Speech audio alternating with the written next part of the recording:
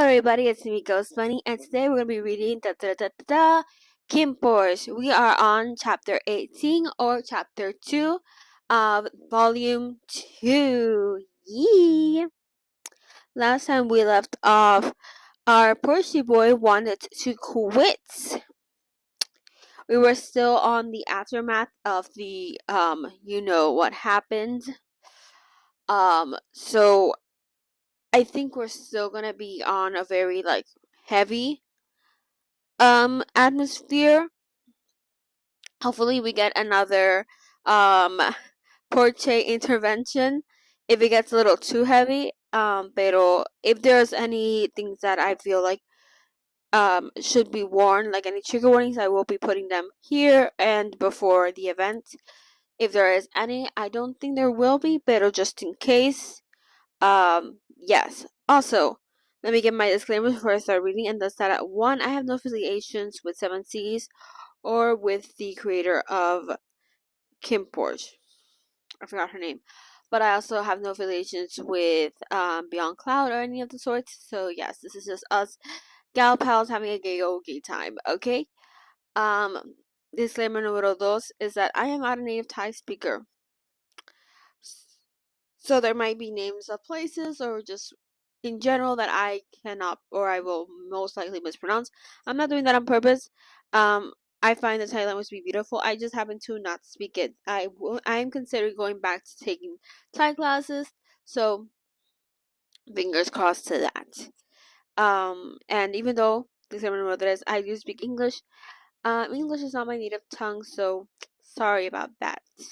I am trying my very best. I normally do not speak English on my day-to-day basis because I do not live in an English-speaking country. I live in Puerto Rico and we are Spanish speakers. So you guys are my English practice. I think I've said this before, but just in case. So, with all that being said, let us begin with KinnPorsche, Volume 2, Chapter 2, technically in the grand scheme, Chapter 18 of... Yeah, let's start. It's called Chapter 18, Feeling. We are currently in Kinn's POV, okay? Who said you could quit, huh? I shouted, my voice echoing through Porsche's townhouse. Porsche froze like a deer in headlights the moment he saw me. I strode forward furiously, forcing him to take a step back. There wasn't a trace of his usual confidence in his fearful eyes. His cocksure bravado had morphed into paranoia. He looked like an entirely different man. Kinn, Porsche said weakly. I was taken aback to see his eyes shimmering with emotion. I hadn't thought he'd changed this much, developing a fever after having rough anal you-know-what for the first time wasn't uncommon, but the shock and terror on Porsche's face was profound. His expression made me feel a bit guilty. You should. But it didn't quell my anger at all. Oh. I'm talking to you, Porsche, I shouted. Who told you to quit? When I got back from the university earlier the same evening, Father had called me over. He asked if I had done something to Porsche recently that prompted him to leave us. I darted out of the room immediately without waiting for him to finish speaking, and drove straight to Porsche's house in a rage. Before I could get to Porsche, he moved in front of me, shielding his older brother. Leave my brother alone, he shouted. Did that shithead Vegas say something to you? Tell me, Porsche, I demanded. I stood still angrily glaring at him. I didn't care about the dirty looks his little brother was throwing at me. By the way, out of story, did you guys notice I changed my little avatar? I gave myself a new haircut, and I'm wearing a Thai school uniform in honor of Porsche. Not the haircut, but the outfit. I'm also a school student.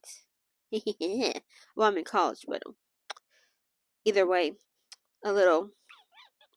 Please compliment me. That's what I'm trying to say. Back to the story. Where was I? Oh, yeah. Go upstairs, Che.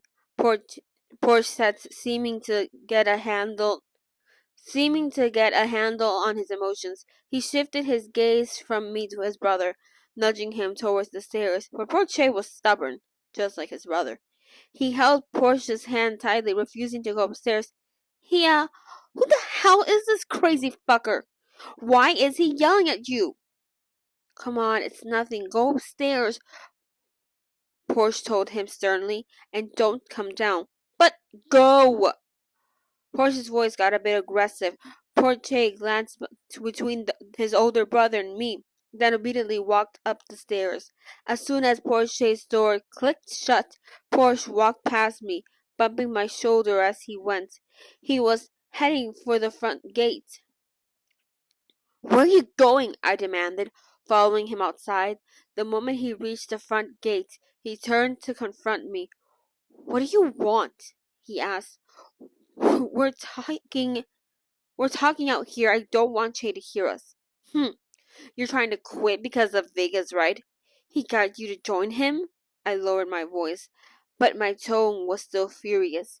It enraged me when I heard Porsche was quitting, and he seemed to be growing quite close to Vegas lately, so, Vegas was my enemy. And you could say whatever you want, but, this is too suspicious, too sus, if you must. A guy like Vegas was a wolf in sheep's clothing. My family had always known that, not to mention that my father had accepted all of Porsche's employment demands. So, I'd been trying to treat Porsche better. Yeah, lies. I have. Liar. I hadn't meant for us to have sex. You raped him. End of discussion. It just happened. It just happened. My pee-pee just slipped in. No, it didn't. You know what you did. As for what we did in the club bathroom, I just wanted to mess with him, but I got carried away. I tried not to let him provoke me. He didn't do anything. But every time I saw his face and the way he acted, I couldn't help it. You with your victim blaming.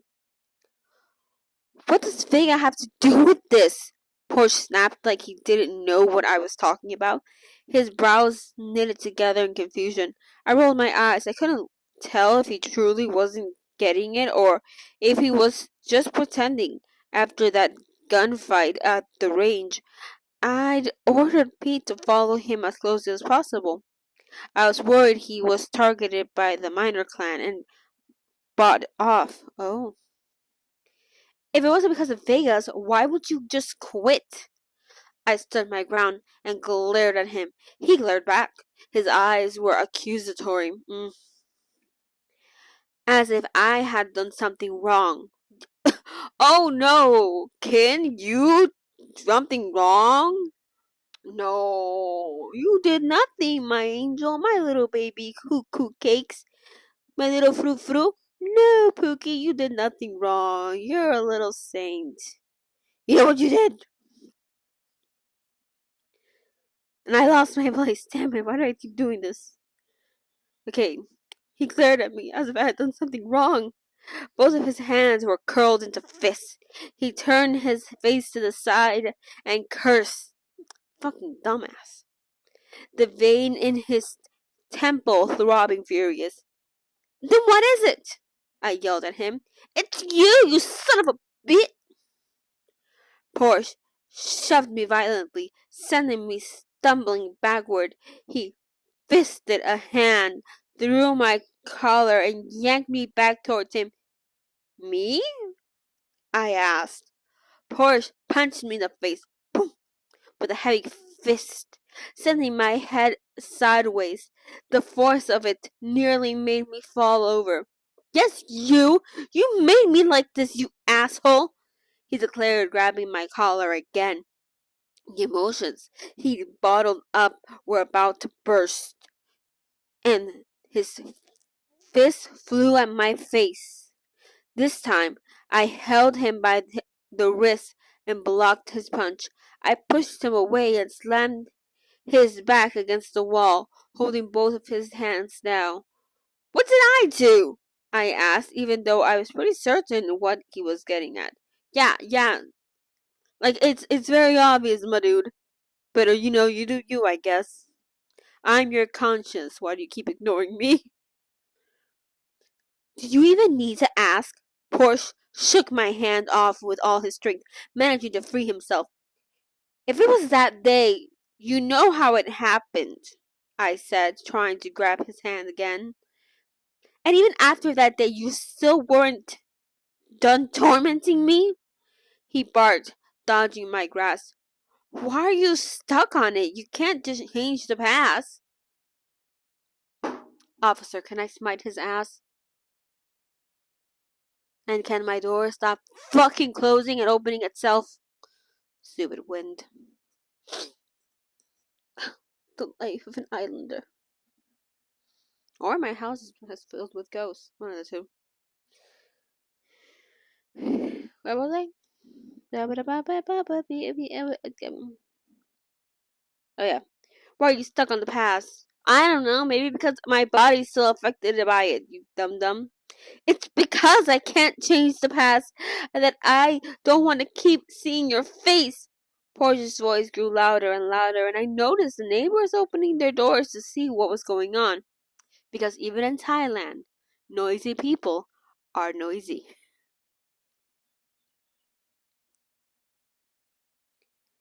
Damn it! Porsche cursed, shoving my chest again in frustration. I didn't think it would upset you that much, I admitted quietly, not wanting to draw any more attention. But it seemed Porsche was so angry that he didn't really care if anyone heard. He kept yelling and shoving me again and again. How could you say that? How could you? I don't know who the fuck I am right now. Do you know how disgusted with myself I am? He roared. He glared at me like he wanted to tear me apart. It was me. I'm the problem. It's me. It I'd been careless and inconsiderate because I was so used to having sex with men. I hadn't realized it would affect him so drastically to fuck him while he was drugged and unable to consent. I hadn't realized it would affect him so drastically. I could see with my own eyes, as if I could peek inside his mind. That night, oh, that night must have traumatized him. He was a straight guy, and he'd been violated. Yeah, oh wow, we finally acknowledged he was violated. Okay, I hadn't considered that aspect at all. I thought, it was just a mistake that would blow over. Yeah, you just had sex with a man that had been drugged and could not give you consent because he was basically unconscious. Oh my god, Kin, you're evolving. You're growing a brain cell. Whew. It's so exciting to finally see it. It's growing in the flesh, right before our eyes. Our dumb fuck is finally realizing you should not have sex with unconscious people. It just took him raping someone. Wow. Saying that out loud. Just magical. Porsche, I didn't think you'd get this bad, I admitted. What happened that night haunts me constantly, Porsche said. Every time I try to forget, it comes flooding back.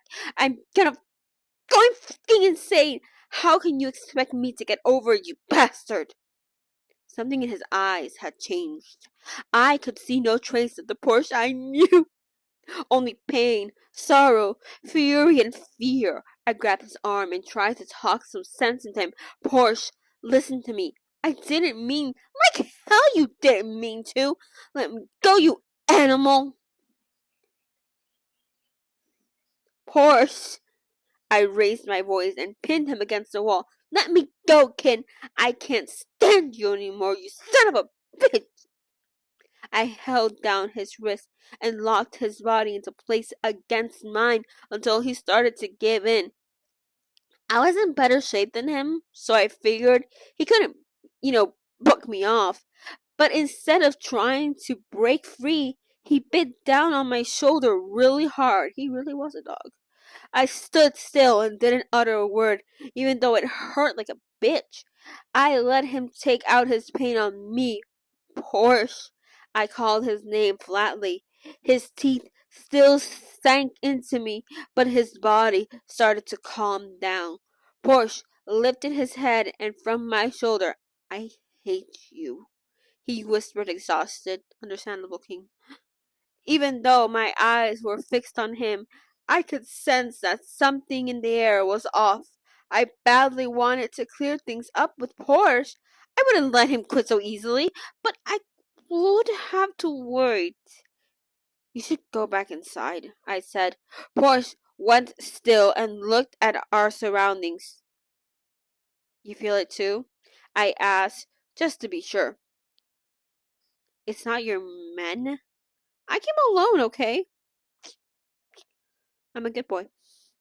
I let go of Portia's hand, then glanced left and right. Blinded by my anger, I'd driven straight here without any bodyguards.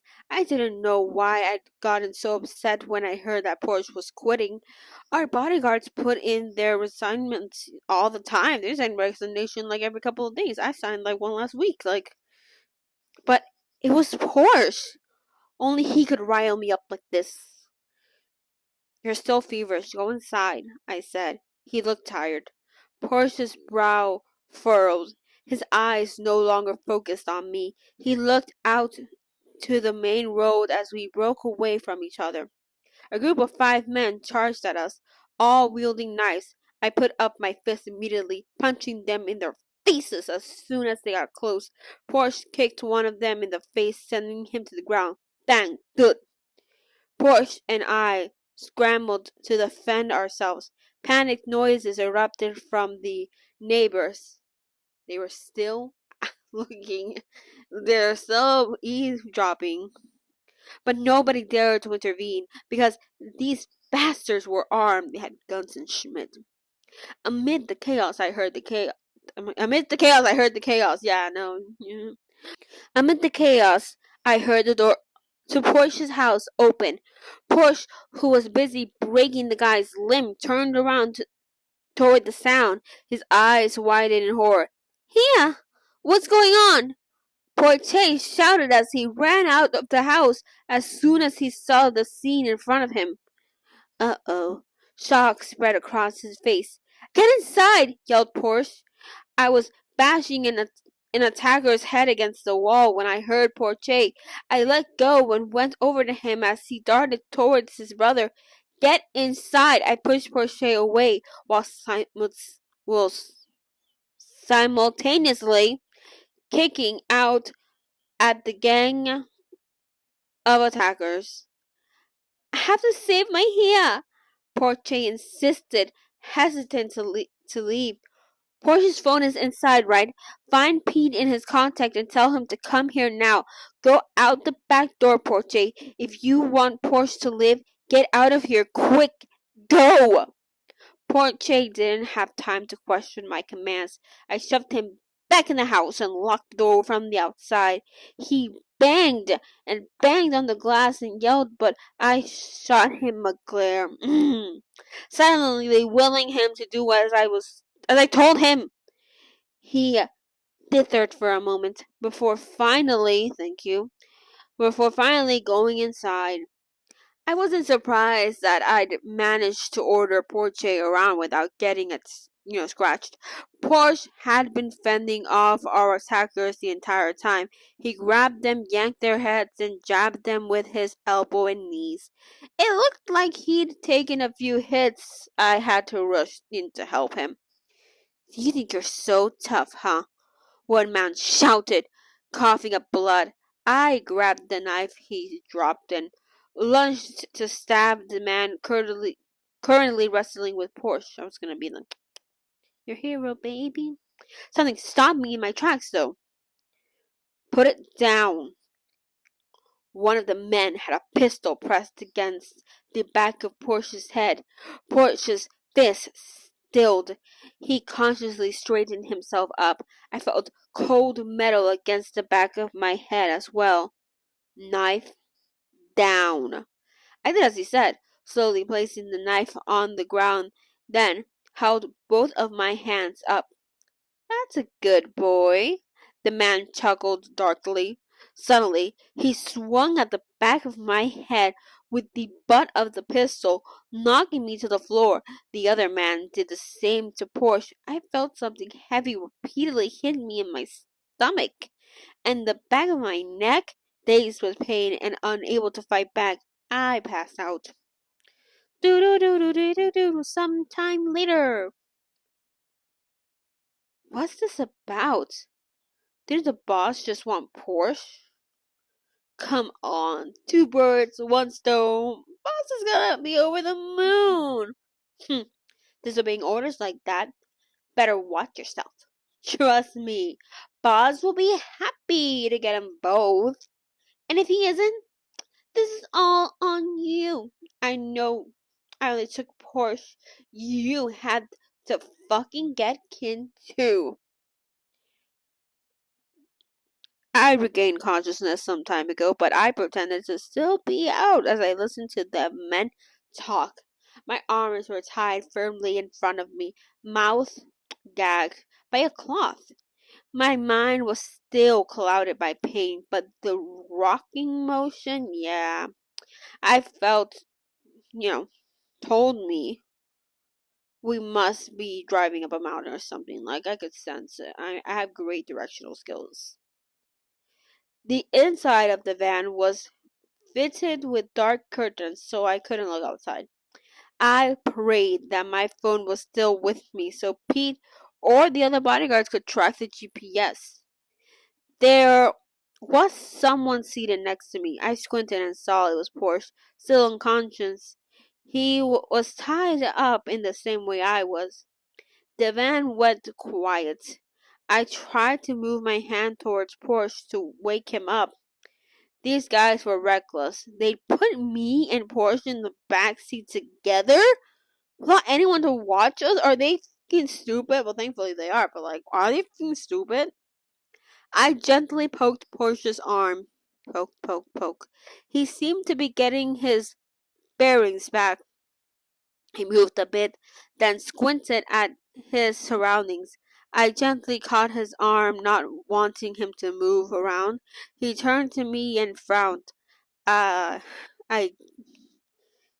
gestured with my eyes towards the bastards in the front seat, silently telling Porsche to look at them. "Hey, are they awake?" one of the men said. As soon as we heard them, Porsche and I quickly pretended to be unconscious. "Not yet," the other man said. "What if they're dead? The boss wouldn't mind if Kin dies, but a Porsche, a Porsche croaks, you can kiss your ass goodbye. I just hope he won't be mad that we got Kin too." "Man, cut it off. Boss will be pleased. And maybe we'll get some extra pay. Hey, think about it. Money." I squinted my eyes open slowly, making sure everyone had turned back around. Porsche raised his head and frowned, probably pondering what they'd said. I was curious as well because this was the second time because this was the second time. Why did I read that again? This was the second time Porsche had been targeted. I needed to find out, who they were and why they wanted stuffing the idea, away for later consideration. I glanced at Porsche. Look, we needed to find a way out of here and quick. It sounded like they really wanted me dead. Plus, we were outnumbered. Once we reached our destination, it'd be harder to escape. So I reached to untie Porsche, and he gave me his hand without protest. Oh. I managed to loosen the knot quickly, even though it was tied tightly. Porsche then untied me, as stealthy as he could, constantly checking our surroundings. Once we managed to free ourselves from the rope, all we could do was wait. The car was still moving. We communicated with our eyes. I signaled for him to wait. until we had an opportunity to take them by surprise. I wanted him to prepare for our fate. He seemed to understand my message, nodding and bracing himself to attack. The driver cursed and hit the brakes. Screech! Shit! What was that? I turned to Porsche and gave him a nod. He nodded back, then reached out to the guy in front of him and twisted his neck hard. I yanked another guy's hair and bashed his head against the window. The van skidded to a halt again as chaos unfolded. The hell, you little shit! Porsche and I didn't stop until we'd knocked, the two of them, putting them in headlocks. The van was small and hard to maneuver and, making it difficult for the men to fight back. Since we had taken them by surprise, we had the upper hand. They tried to grab their guns, but Porsche kicked them away.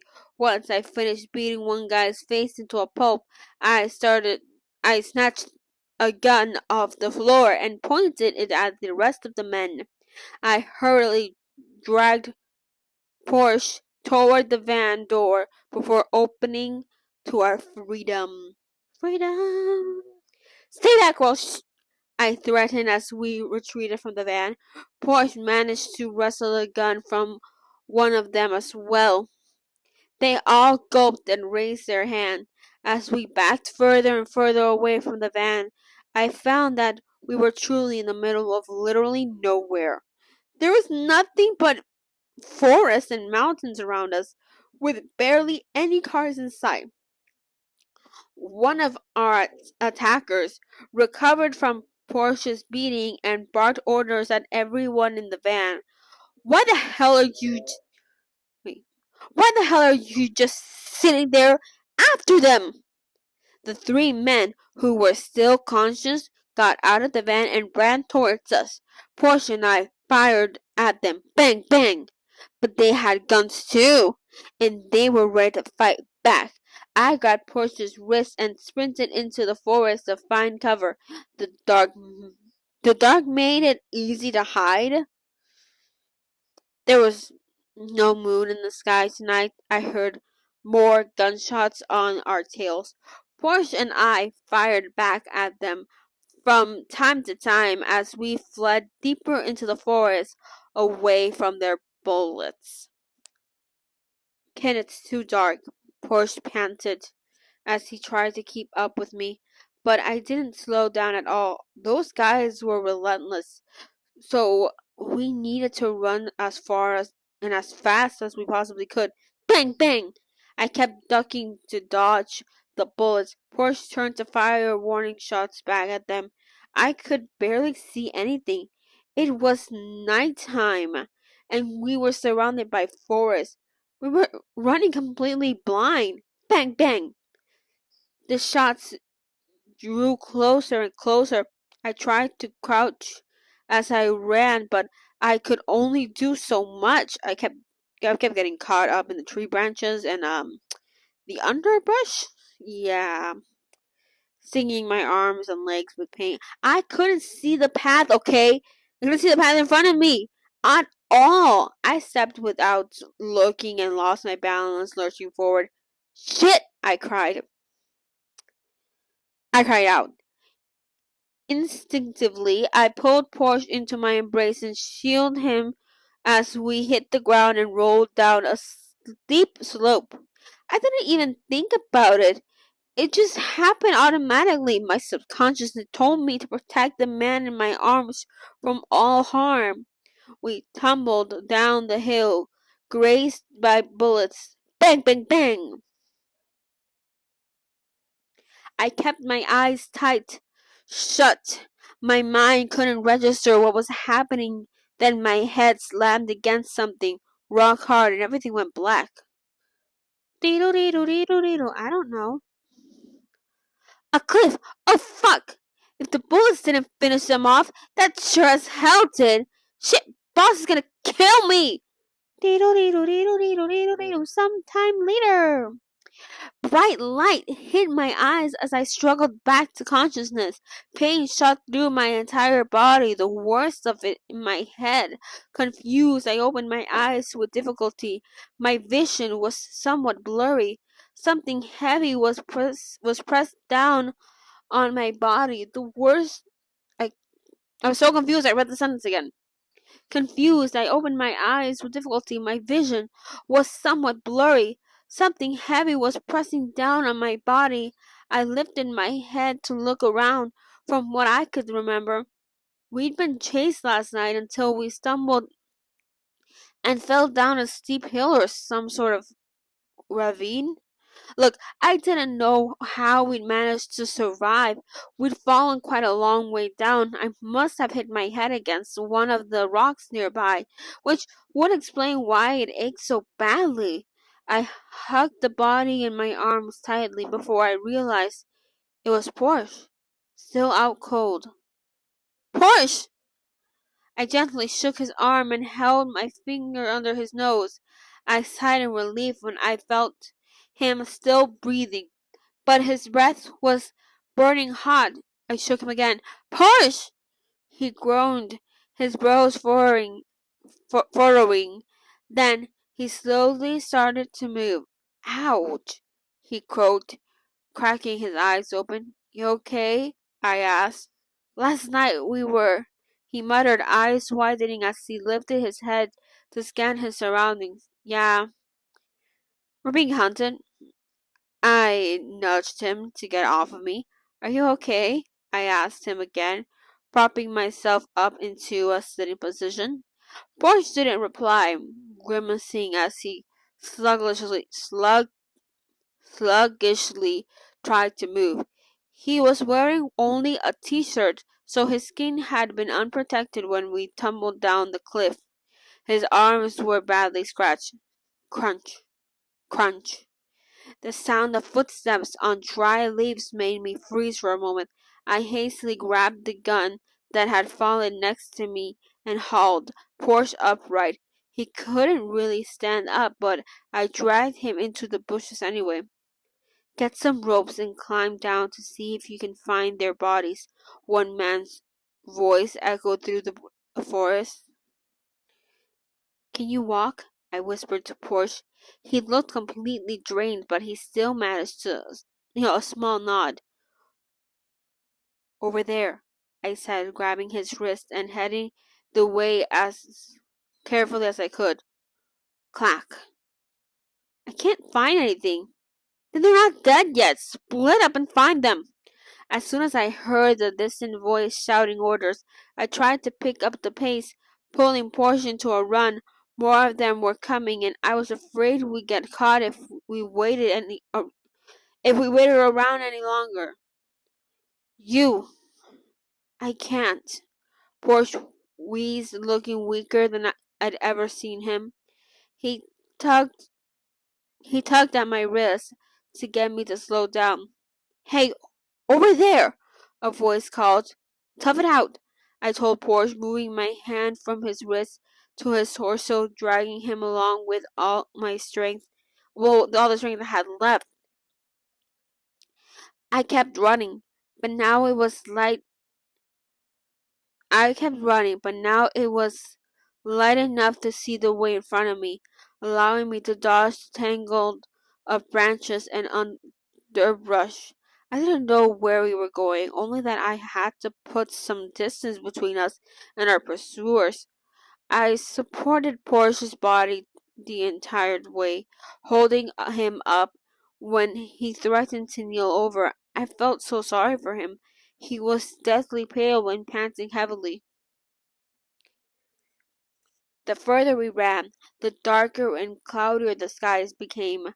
I slowed down a little when I felt we were far enough away. I turned to look at Porsche and pressed my hand to his face. Is your fever back? I asked.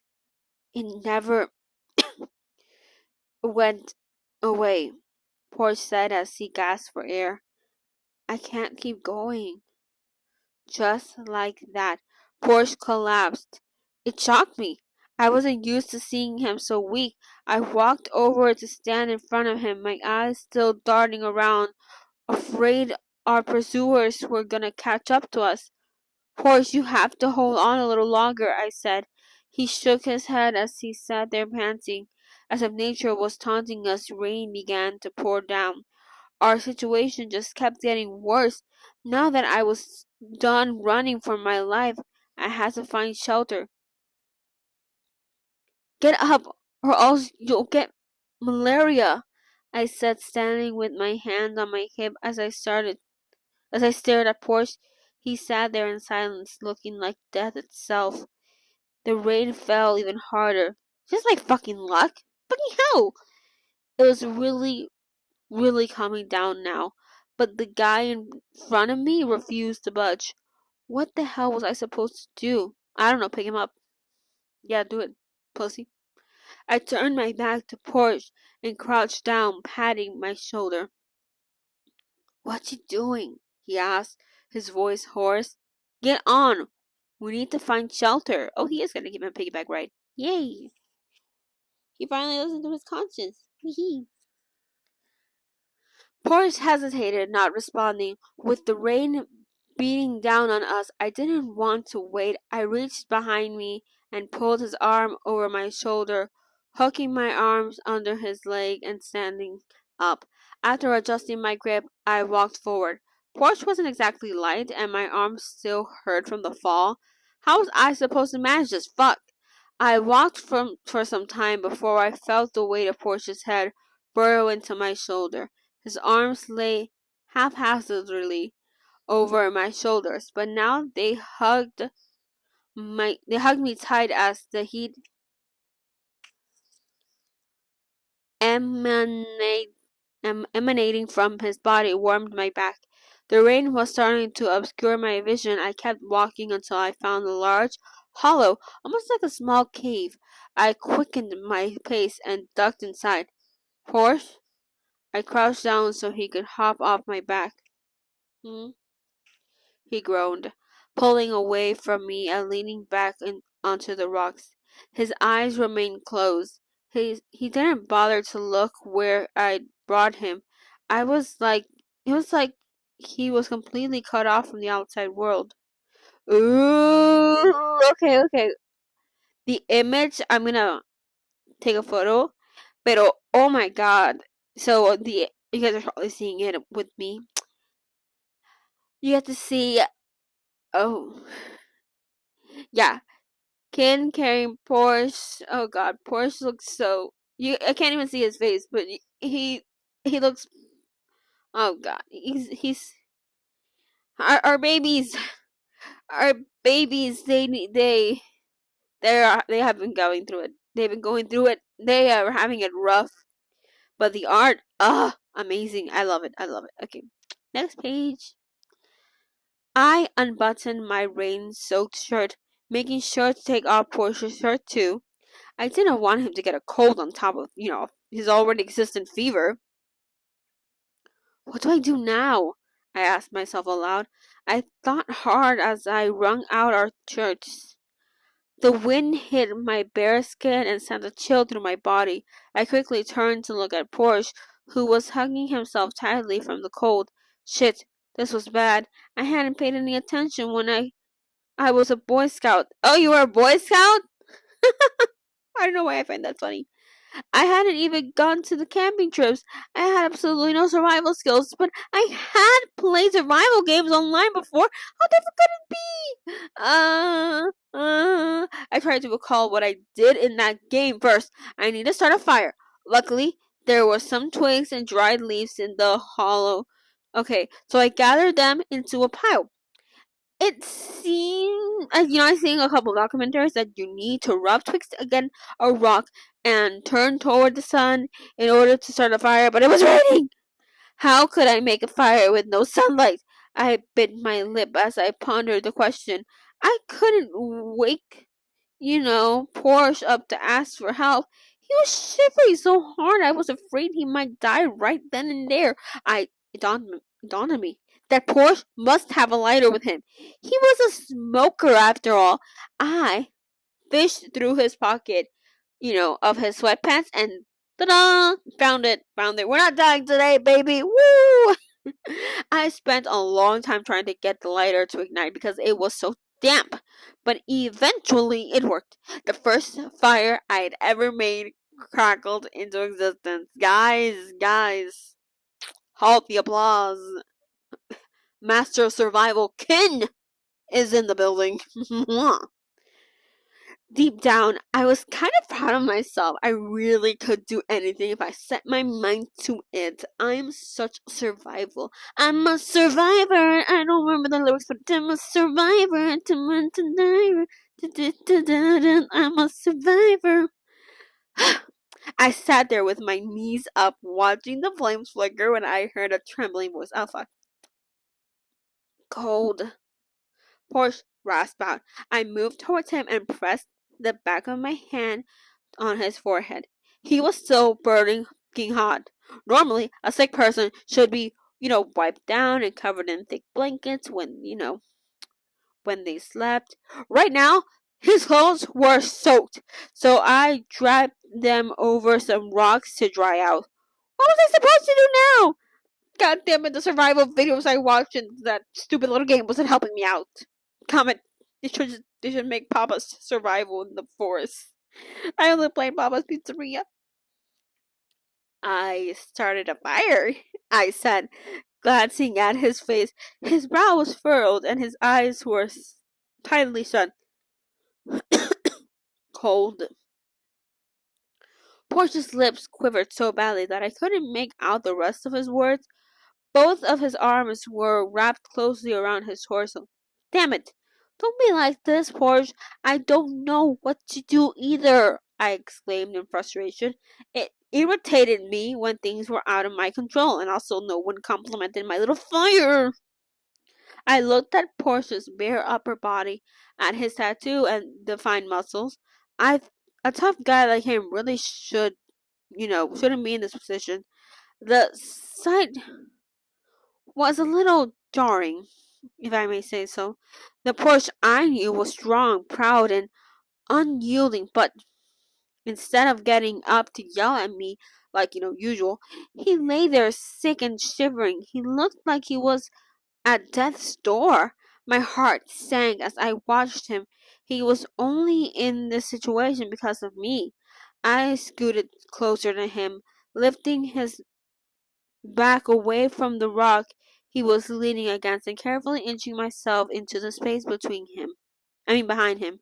I embraced his damp, feverish body, letting him lean on my chest instead.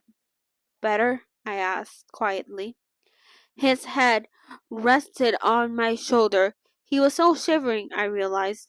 I tightened my embrace. He groaned, turning his face to burrow into my neck. I smiled and rested my cheek against his head. I thought about everything that had happened these past few days. I never thought I could hurt Porsche so deeply. It shocked me to see the light in his eyes change so drastically. But I understood why. He was probably finding it difficult to accept what had happened between us, probably feeling that his pride had been ripped from him and trampled on. Something like that, anyway. And I was the one responsible.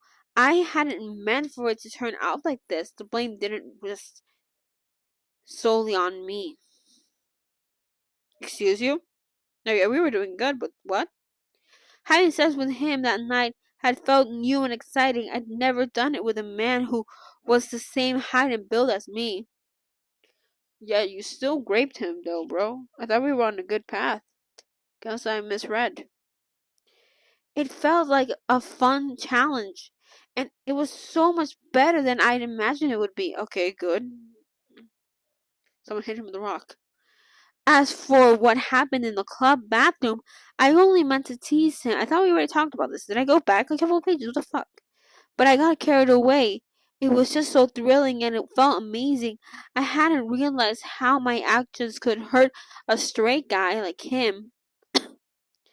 I was gay, and hooking up with a guy in a bathroom was a totally normal situation for me. Oh. God. I had to admit that I was really into Porsche. Yeah, we know that. Every time I was with him, I couldn't hold myself back. He angered and annoyed me so much that I constantly fought him.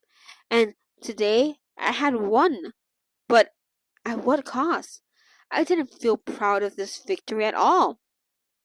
Dad, Mom, help me please, Porsche said. I tilted my head, watching him as he called for his parents in his sleep. Mom, hold me? Porsche's trembling voice made me hug him even tighter. He snuggled closer to me, burrowing his head into my chest. As I studied him closely, I began to wonder, could it be that his strength was only a facade?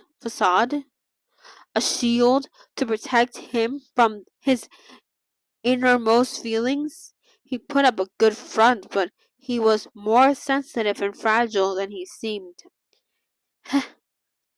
I like you when you're asleep like this, I said with a smile. You're just like a kitten. The more I watched him, the more interesting he became. I could barely believe he was just as big as I was with those fearsome tattoos. Why couldn't I look away from him? Something about him compelled me to lean toward and press a feather-like kiss on his forehead. I pulled back to look at Porsche's face one more time and saw his lips curl into a small smile. Sweet dreams, Porsche. I hope you get better soon. The next day, Porsche's POV. I woke up confused. I scanned my surroundings, finding myself in some sort of cave. It wasn't big, but it wasn't small either. A small fire was dying out next to me. The sky outside was completely dark and it was raining. Feeling something warm behind me, I frowned. I tried to get up, but to my surprise, I felt my body held in a tight embrace. Someone's large legs were stretched out and lined up against mine. I cringed and quickly pulled myself away. Kin! I called out to the man behind me, eyeing him worriedly. We were both shirtless, completely forgetting where I was. I could only come to one conclusion. You and me? Again? You're awake?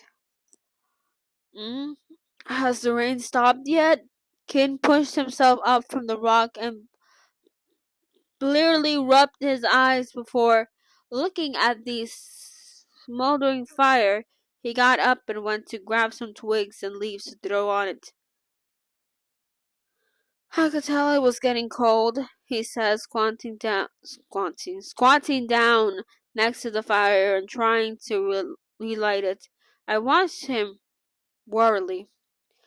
When had that lunatic stolen my lighter? Huh?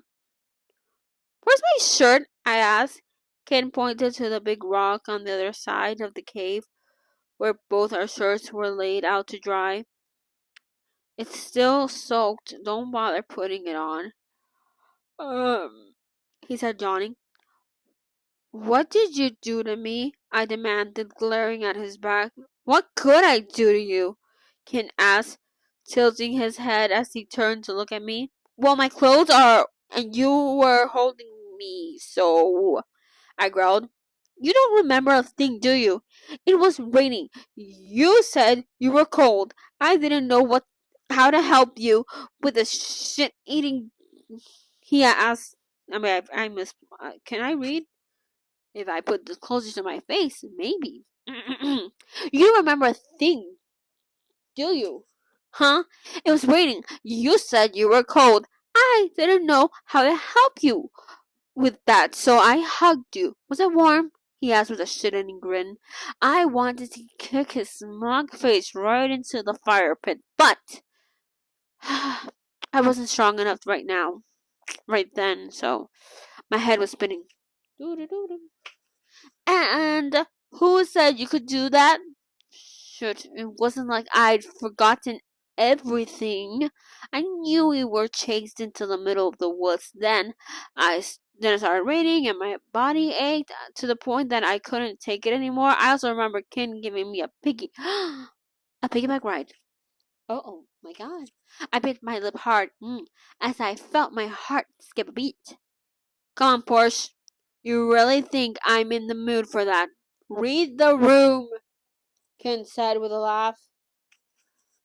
But I didn't find it funny in the least. Who knows? A cold-hearted son of a bitch like you could probably do it, motherfucking scum of the earth. Ken sat there poking at the fire. That sharp tongue of yours is back to normal. You must be feeling better, he said, turning back to face me. I ignored his remark. Damn it! What the hell are we? I hugged my knees to my chest. The rain made it fucking cold and damp in here. I don't have my phone, and I don't know if Pete could even track us if I did, Ken said. He walked up to the opening of the cave and held his hand out, checking the rain. I'm thirsty, I mumbled to myself, looking around for something to catch the rain, but it wasn't like I had a water bottle at my disposal. What do? We don't have a cup, Ken said. I don't know, fucking walk out, open your mouth, and go, ah. Jesus. You guys really don't have survival skills. I turned to him and frowned. He just said the stupidest thing ever. Of course there was no cup. We went in the fucking forest. Jesus, the amount of stupid coming out of him. Go get some big leaves. We'll collect water that way, I said, annoyed. Yeah, instead of just going out, opening your mouth and going, ah. Jesus. Men. I can't. It's raining. I didn't bother replying to him and kept searching, but there was absolutely fuck all in this cave apart from twigs and leaves. Yeah, and the technique of going out and just saying ah was apparently out of the question. If you're that thirsty, you can take a drink from me, he joked, his gaze shifting towards his crotch. Fucking pervert! Oh my god, I just thought of it. Ew, no! No! Ken just chuckled before walking out into the rain. I watched him, curious to see what he had planned to do. Soon after, he ran back with a few big leaves. He rolled them into cones to catch the rain. Here, he said, handing one to me. I hesitated briefly, but took it anyway and drank from it. Ken followed soon after. What kind of leaves are these? There's no sap or anything on them, is there? After I finished drinking, I unfolded the leaves to check. Dunno, but it didn't kill you, so it's safe, yeah? Oh yes, the old technique of eat it, and if it doesn't kill you, well, it might kill you later. Ken remarked before raising his cone for another gulp. Had this jerk tricked me into tasting it for him? Yeah, he definitely waited for me to take a sip before he started drinking, that fucking bastard. I moved closer to the fire pit and held my knees. Why had life screwed me over this bad? Damn it! Being hunted down was bad enough, but now I was stuck in the forest with Ken of all people. I was so fucked. Ken walked. Ken walked over and sat across from me. You heard them talking in the van, right? He asked. Mm-hmm. I hummed a reply without looking at him. My eyes were fixed on the fire. I didn't know how to act around Ken now. At least I'd gotten some of my anger out earlier when I punched him, in the face. But under the current circumstances, it wasn't a good idea to start a fight. Then, I'm sorry, but they were targeting you, not me, Ken said loudly. I have no enemies except you. I growled.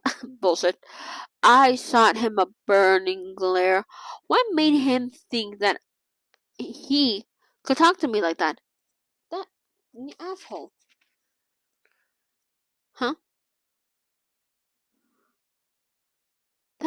He thought that treating me like this was acceptable. Like an asshole. This is the second time they've targeted you, Ken said, concerned. And they also know who I am. I don't know what their motives are.